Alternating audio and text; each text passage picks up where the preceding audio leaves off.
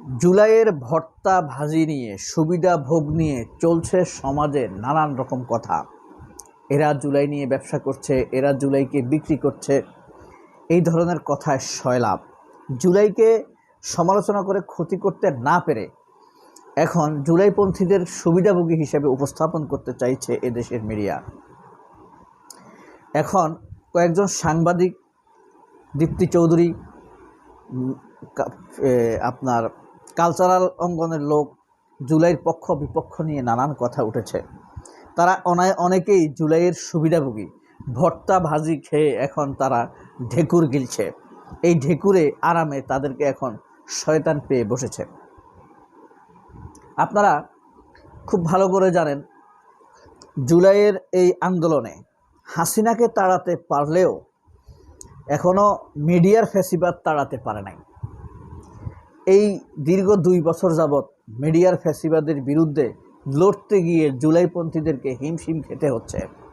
জুলাইপন্থীরা আক্রমণ করেছে হাসনাত আবদুল্লাহকে, সাদিক কায়েমকে, নাহিদ ইসলামকে, তারপরে আপনার মাহফুজ আলমকে, আপনার আসিফ মাহমুদ সজীব ভূঁইয়াকে।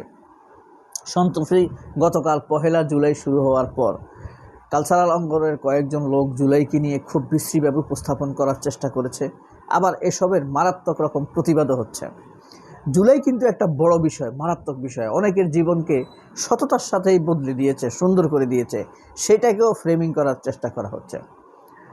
জুলাই শুরু হওয়ার সাথে সাথে হুমায়ুন আহমেদের কন্যার বয়সী কন্যাতুল্য স্ত্রী মেহের আফরোজ শাওন জুলাইকে নিয়ে, জুলাই সিডিআই, আপনারা তো বুঝেন জুলাই সিডিআই মানে কি, হ্যাঁ, মানে জুলাই চুদি টাইপের একটা শব্দ আর কি।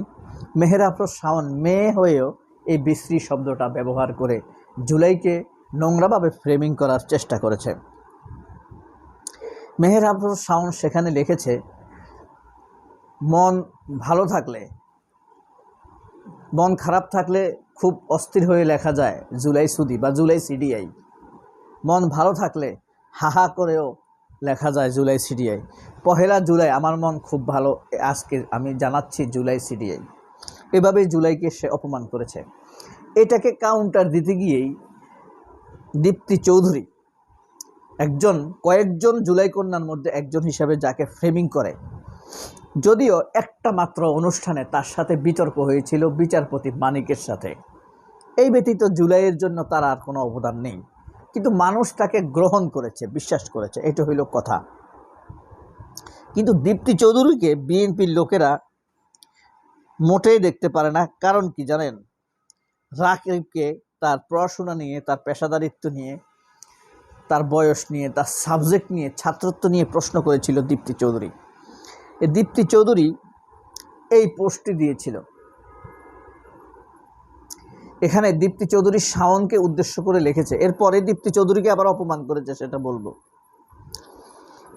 কাউকে ডিরেক্ট অ্যাটাক করে পোস্ট দেওয়া আমার স্বভাবে নেই। কালচারাল অঙ্গনে বড় হওয়ার কারণে কালচারাল অঙ্গনের মানুষের প্রতি আমার সম্মান রয়েছে। তবুও একজন নারী হয়ে মেহের আফরোজ শাওন যে নোংরা পোস্টটি দিল, এটা আমি সংগ্রহে রাখলাম, সময় মতো কাজে লাগতে পারে। এই কথাটি বলেছে। এটা আবার শেয়ার দিয়েছে কে? মোস্তফা খন্দকার। মোস্তফা খন্দকারকে আপনারা চিনেন। মোস্তফা খন্দকার হইল আপনার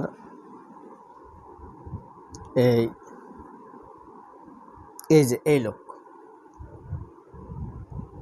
এই মোস্তফা খন্দকার আবার শেহরিন আমিন ভূঁইয়া মনামি, ঢাকা ইউনিভার্সিটির টিচার, তার সাথে সাদেক কায়েমের নোংরা ছবি পোস্ট করেছিল। তার নামে নারী নির্যাতনের সাইবার বুলিং আইনে মামলা আছে এই মোস্তফা ফিরোজের নামে। সে হইল জুলাইয়ের একটা ভর্তাবাজি খাওয়ার সুবিধাবাগী লোক। জুলাই হওয়ার কারণে সে আজ এনটিভির একজন সাধারণ সিনিয়র রিপোর্টার থেকে সময় টিভির প্রধান সম্পাদক পরিণত হয়েছে, চিফ রিপোর্টারে পরিণত হয়েছে। 4 গুণ বেতন পায় সময় টিভিতে। সময় টিভি দখলে নিয়েছে এরা। জুলাইয়ের সুবিধাভোগী হইল এই মোস্তফা ফিরোজ। এই মোস্তফা ফিরোজ দীপ্তি চৌধুরীকে কি লিখেছে দেখেন, আমি আপনাদেরকে পড়ে শোনাই।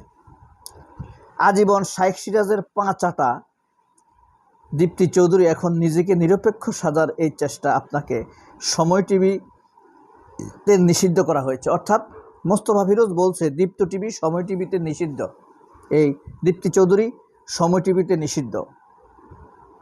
আমার বিরুদ্ধে কে কী লিখবে লিখতে বলুন, এসব লেখালেখি নিয়ে আহমেদ জোবায়ের অপরাধ ঢাকা যাবে না। তিনি এই যে 13 জন মানুষকে নিয়োগ দিয়েছেন তারা কই?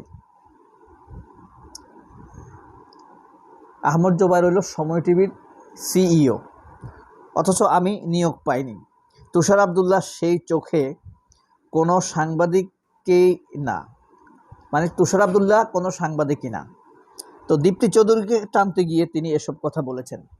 সে এক সময় হয়তো সময় টিভিতে ইন্টারভিউ দিয়েছিল, পায় নাই। এর আগে আপনার এখন টিভিতে দিয়েও পায় নাই, চ্যানেল আইতে হয়তো বা চেষ্টা করেছিল, পায় নাই। কিন্তু জুলাইয়ের আগে মোস্তফা ফিরোজের কী মোস্তফা খন্দকারের কী অবদান আছে জানি না। জুলাইয়ের পরে শেহরিন আমির সে যতজন লোককে অপমান করেছে সবাই কোনো না কোনোভাবে জুলাইয়ের সাথে সম্পৃক্ত, একটু অল্প হইল। শেহরিন আমির ভুঁইয়া তো অনেকই। সাদেক কায়েমের কথা তো যদি যে না বুঝবে সে জুলাইয়ের বিরোধী, সে অপদার্থ, সে তার নলেজ শ্রমিক লেভেলের। আমি শ্রমিক পেশাদারকে ছোট করছি না, তার নলেজের কথা বলছি। আর মোস্তফা খন্দকারের প্রত্যেকটা টক শোতে কোনো না কোনোভাবে জুলাই যোদ্ধাদেরকে, এনসিপির লোকদেরকে বা জামায়াতের লোকদেরকে হ্যারাস করার চেষ্টা করা হয় প্রত্যেকটা প্রোগ্রামে। সে দীপ্তি চৌধুরীর বিরুদ্ধে বলছে, এটার জন্য আমি বলছি না। আমি বলছি সে যাদের বিরুদ্ধে লেগেছে তারা কোনো না কোনোভাবে জুলাইয়ের সাথে সম্পৃক্ত। দীপ্তি চৌধুরী সামান্য হোক, দীপ্তি চৌধুরীর সেই টক শো কিন্তু হইতে পারে সেটা 1 ঘন্টার একটা টক শো, কিন্তু সেই টক শোটা অনেক কিছু উলটপালট করেছে। যদিও এটা সত্য কথা, চ্যানেল আই ফ্যাসিবাদের এক নগ্ন সমর্থক। চ্যানেল আই নিজেই ফ্যাসিবাদের ক্যান্টনমেন্ট, ভারতীয় দালালদের ক্যান্টনমেন্ট। তবে মোস্তফা ফিরোজের এক জায়গায় আমি প্রশংসা করি, সেটা হলো সোমা চৌধুরীকে সে ধরেছে। সোমা ইসলাম একটা সাংবাদিক আছে না, পটকা, এ পুটকিকে ধরেছে। পুটকি যে মারাত্মক জিয়া পরিবার বিরোধী, মারাত্মক জাতীয়তাবাদ এবং দেশ বিরোধী, এটা এই মোস্তফা খন্দকার মোটামুটি তুলে ধরার চেষ্টা করেছে, যেটা আমি দেখেছি। তাহলে সে কেন এইভাবে জুলাই যোদ্ধাদের পিছনে বারবার লাগে? তার টার্গেট হইল আপনার একবারে প্রতিষ্ঠা করার চেষ্টা করছে সে যে জুলাইয়ের সকল অবদান হইল বিএনপির। এই জিনিসটা, এই স্টেকটা সে নিশ্চিত করতে চাইছে বলে আমার মনে হয়। তো এই শাওনের একটা ভিডিও আপনাদেরকে দেখাই, আপনারা যদি মজা পান দেখেন। আবার দেখেন,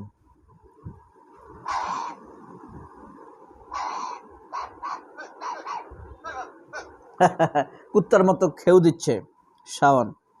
এই খেউ